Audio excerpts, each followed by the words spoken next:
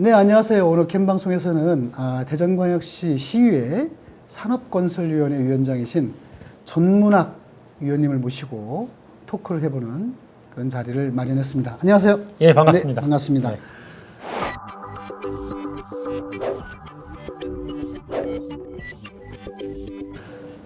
전문학 위원님 하면은 사실 제가 좀 뒷조사를 했는데 네. 남북에 참 봉사활동을 대단히 많이 하시고 네. 그리고 항상 밝은 것보다는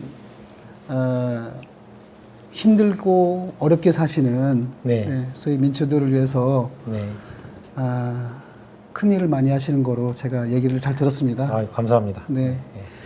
그리고 또 제가 듣기로는 서구에 지금 지역구를 두고 계시죠? 네, 월평 1, 2, 3 만년동입니다. 그렇습니까? 네.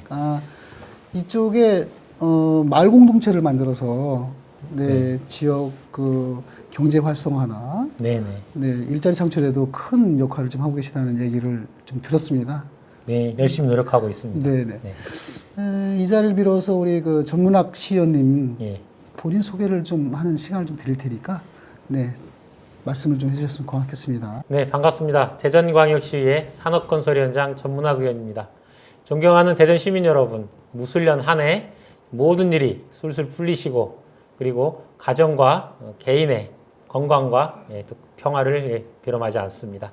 제가 그 의회에 들어오게 된 계기는 사회적 약자들이 더불어 함께 잘 사는 대전 공동체를 건설하겠다는 큰 뜻을 두고 의회에 들어왔습니다. 작지만 꼭 필요한 일부터 챙기는 그러한 의정활동으로 열심히 살고 있습니다. 앞으로도 많이 지켜봐 주시기를 당부드리겠습니다. 고맙습니다. 우리 전문학 시의원님은 어릴 적부터 정치가의 꿈을 이렇게 가지고 계셨던가요? 저는 이제 그 대학교 다닐 때 학생운동을 좀 했습니다. 학생운동을 했는데 실제적으로 지금 돌아보면 그리 오랜 시간은 아니었겠죠. 그렇지만 제가 살아가는 인생의 가치를 정립하게 된 시간이었다고 생각이 되고요. 그 가치는 혼자 잘 사는 것이 아니고 모든 구성원들이 더불어 함께 잘 사는, 그래서 그 사람들의 꿈들이 골고루 이루어지는 그런 사회를 만드는데 일조하는 것이 제 꿈이었고요. 그런 것을 이루기 위해서 정치를 시작하게 된 것 같습니다.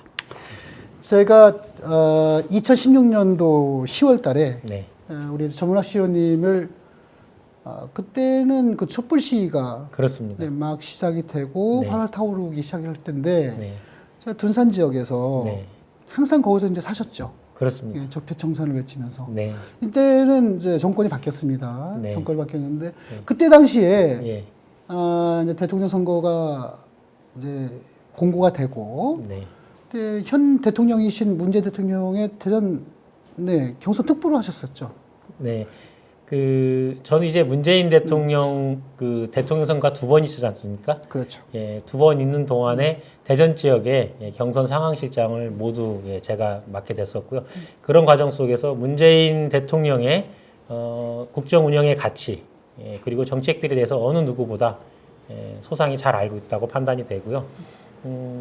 문재인 대통령이 되지 않았으면 정말로 우리나라가 이 적폐 뭐라고 해야 되나요? 그런 수렁에서 벗어나지 못했을 것이고, 그것은 우리나라의 미래를 정말 어둡게 하고 20년, 30년이 아니라 한 100년 이상 후퇴시키는 그런 결과가 있을 것 아찔한 그런 생각이 듭니다. 네. 그렇습니다.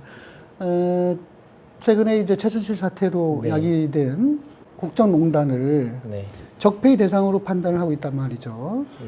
그리고 지금 그것이 진행이 되고 있는 상황이고, 청산이 진행이 되고 청산이 진행이 되고 있고, 그리고 또 한 가지는 이제 또 한쪽에서는 또 일부 보수 쪽에서는 이것이 정치 보복 아니냐 하는 이러한 내용을 또 이해합니다.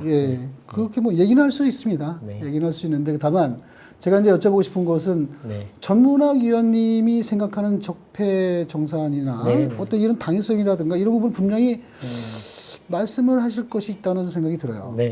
당연히 있습니다. 말씀 좀 부탁드립니다. 저는 이렇게 생각을 합니다. 정치는 대한민국 공동체가 지속적인 번영을 하기 위해서 만들어낸 시스템이라고 생각을 합니다. 그 시스템을 잘 관리하고 또는 유지 보수해야 될 의무가 있는 정치권이라고 생각이 되는데요. 그런데 박근혜 정권은 그러한 소중한 권력을 예산을 사유화했고 정보를 사유화했고 인사를 사유화했습니다. 그래서 이것이 대한민국의 암이 된 것입니다. 그런데 우리가 아이들을 위해서 정말로 새로운 대한민국, 건강한 대한민국을 물려줘야 되는데 이 적폐라는 암덩어리를 그냥 소독약만 칠하고 덮어서 넘긴다고 하면 우리 아이들이 받아야 될 세상은 똑같습니다.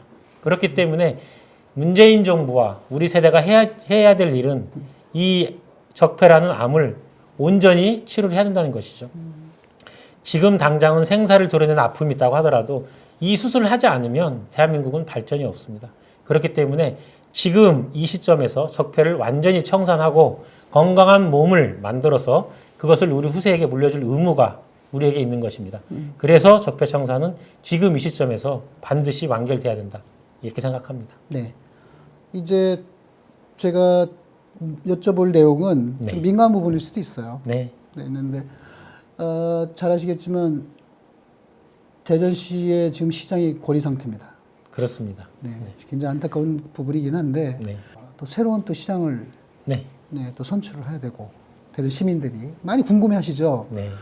이제 전문학 위원님은 또 시위에서 시정을 지금 어떻게 보면 운영하고 계시는 분인데 나름대로 전문학 위원님이 생각하는 우리 대전시장의 상 어떻게 생각하고 계시는지 궁금하거든요. 그런 부분도. 예, 먼저 이유야 어쨌든 대전시정의 수장이 거리라는 것은 대전 시민으로서는 상당히 가슴 아픈 일입니다. 또 그러한 그 영향들이 조금씩 나타나는 것 같아서 또 시민을 대표하는 의원으로서도 좀 안타깝게 생각을 하고 있습니다. 그래서 6월 13일에 선출되는 새로운 대전시장은 정말로 그 역할이 더 막중하다 또 이렇게 생각이 됩니다. 예전에는 정치가 서로의 의견이 상충되는 것이 있으면 다툼을 하고 또 상대방을 이기면서 그 자신들의 권력을 구축해 왔지만 새로운 시대, 촛불 이후의 시대에는 정치권에서 가장 중요하게 생각해야 되는 것이 저는 그 협력 그리고 공존 공생이라고 생각합니다. 서로 도와주는 정치 문화가 이루어져서 그것이 온전히 대전의 발전과 그리고 시민의 복리 증진으로 이어져야 된다는 것이 제 생각이고요. 그런 의미에서 차기 시장의 가장 큰 갖춰야 될 덕목이라고 보면 저는 포용과 조정의 역할이 가장 중요하다고 생각이 됩니다. 정책을 만들어내고 그것을 집행하는 데 있어서 예전처럼 고속성장기의 그 일종의 뭐라고 하죠? 힘을 모아서 막 치고 나가는 그러한 부분보다는 하나하나 시민들의 의견을 듣고 그러한 집단의 지혜가 모아져서 힘을 모아서 나간다고 하면 좀 다소 더디더라도 그것이 대전 시민들의 총의를 받아내고 어떻게 보면 시민들의 힘을 받아 가기 때문에 제대로 된 좀 그 시정을 갖추지 않을까 이런 생각을 하게 되는 것이고요.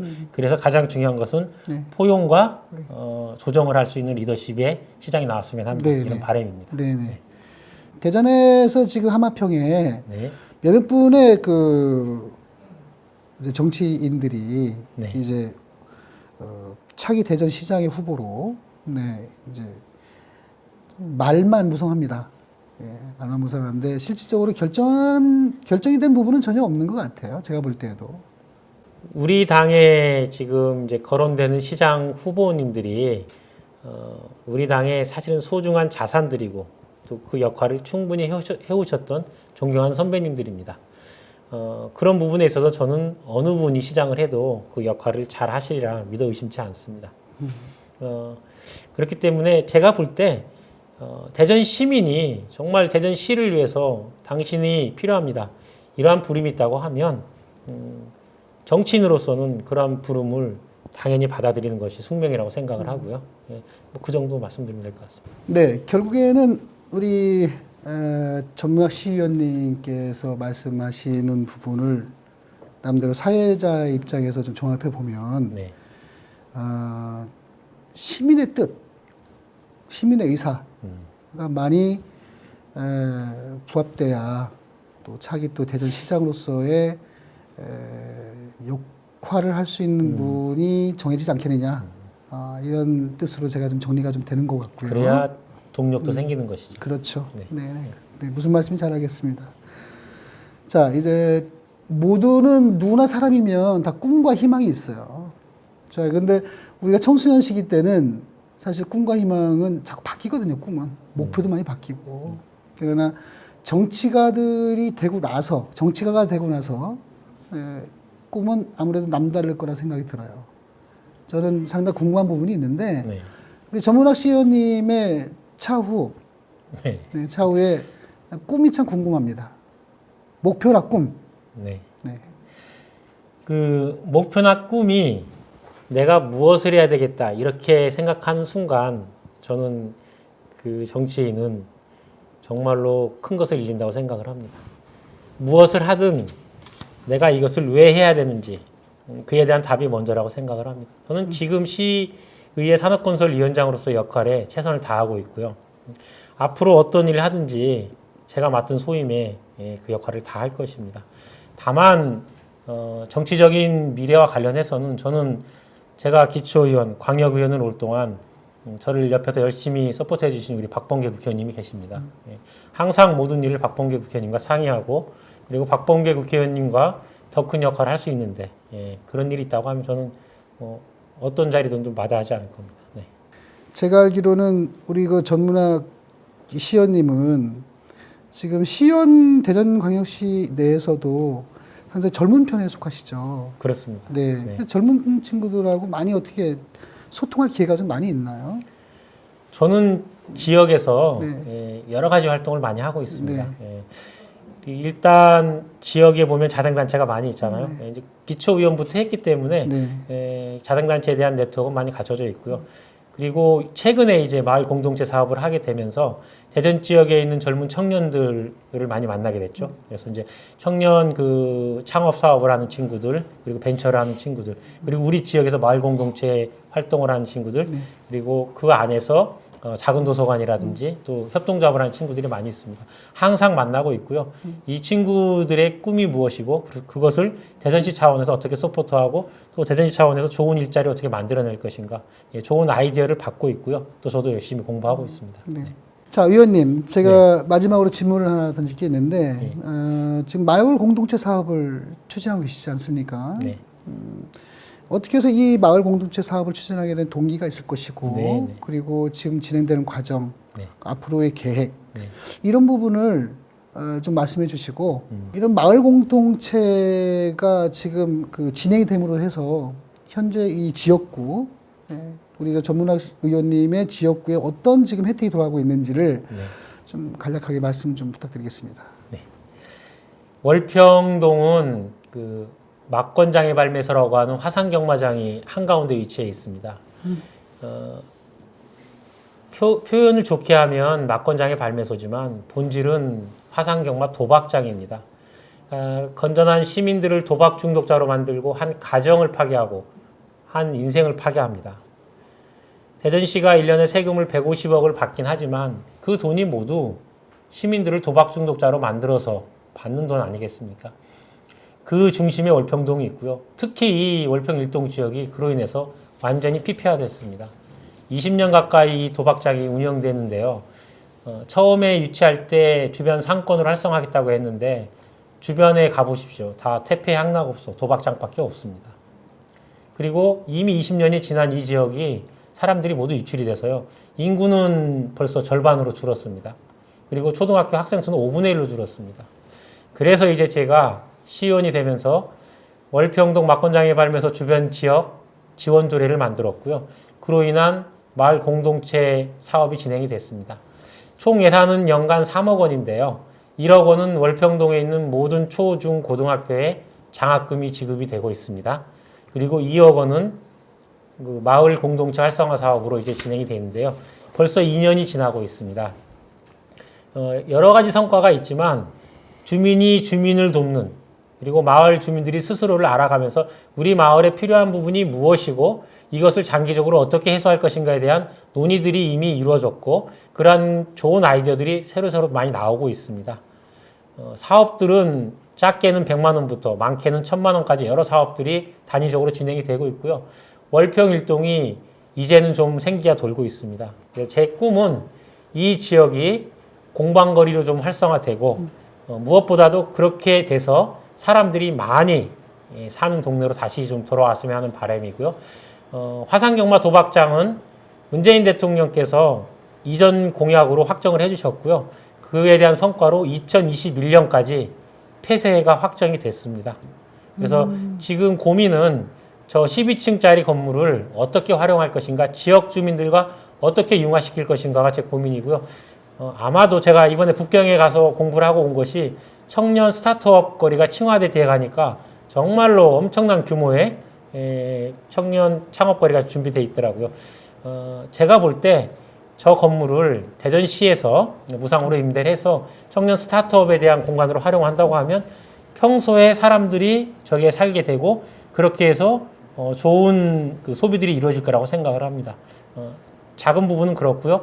그리고 공동체 활성화 사업은 갑천역 주변으로 해서 공방거리 그리고 사람들이 들어올 수 있는 청년 내지는 신혼부부들에 대한 주거 공간을 저희가 더 확보해 준다고 하면 월평 일동이 좀 더 살아날 것 같고요. 그것이 대전시의 공동체 활성화 사업의 모범이 되기를 저는 바라고 있습니다. 그 계획이 참 멋지네요. 네, 그렇게 하고 그리고 있습니다. 저도 참 궁금했는데 이미 확정이 됐군요. 폐쇄하는 걸로. 폐쇄가 확정이 됐습니다. 네, 좋은 그- 성과죠. 이건 네. 사실은 널리 알려주셔야 돼요. 2021년도면 이제 불과 몇 년 후인데. 그렇습니다. 예. 어, 2021년 안에 하기로 했으니까요. 바로 할 수도 있습니다. 제가 이거를 왜 여쭤보냐면 사실 이거 굉장히 좀 민감 부분이었었거든요. 아까도 말씀하셨듯이 도박장 아닙니까? 도박장입니다. 네, 도박장이고 사실은 거기가 밀집 지역이고 인구 밀집 지역이고 많은 분들이 오고 가고 근데 상당히 좀 잘 해결이 됐다고 하니까 이제 다행스럽습니다. 자, 전문학 시장님 오늘 감사합니다. 시간 내주셔서. 네, 고맙습니다. 네, 감사합니다. 네. 네.